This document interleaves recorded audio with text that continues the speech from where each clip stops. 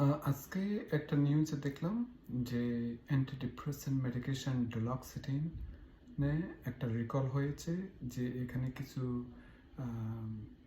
Carcinogen উপাদান পেয়েছেন। তো যারা ডুলক্সিটিন খেয়ে থাকেন, বিশেষ করে অ্যান্টিডিপ্রেসেন্টের জন্য একটু খেয়াল রাখবেন, আপনাদের ফার্মাসিস্টকে জিজ্ঞেস করবেন যে কোনো ধরনের রিকল আছে কিনা। আরেকটা হচ্ছে যে যারা ক্লোনাজেপাম খেয়ে থাকেন, ক্লোনিফিন, প্যানিক অ্যাটাক, অ্যাংজাইটির জন্য, হ্যাঁ, এইটিতেও কিছু রিকল আছে। এখানে লেবেলিংয়ের ব্যাপারে অনেক বেশি ডোজ দেওয়া হয়েছে বলে দাবি করেছেন, সুতরাং এফডিএ ওয়ার্নিং করেছেন। সুতরাং আপনারা যারা ক্লোনিফিন খেয়ে থাকেন, এনডিসি ন্যাশনাল ড্রাগ করে গিয়ে দেখবেন এটিতে রিকল আছে কিনা।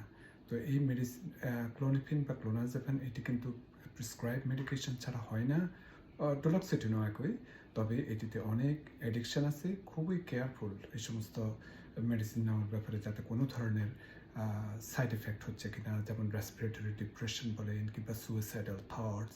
হ্যাঁ, আপনারা আপনাদের প্রোভাইডারের সাথে আলাপ করবেন। কোনো অবস্থাতেই রিল্যাক্সেশনের জন্য খাবেন না। আমি বাংলাদেশি পেশেন্টদের মধ্যে অনেককে দেখি এই ক্লোনাজেপাম খেয়ে থাকেন। Very careful with this medication. Thank you.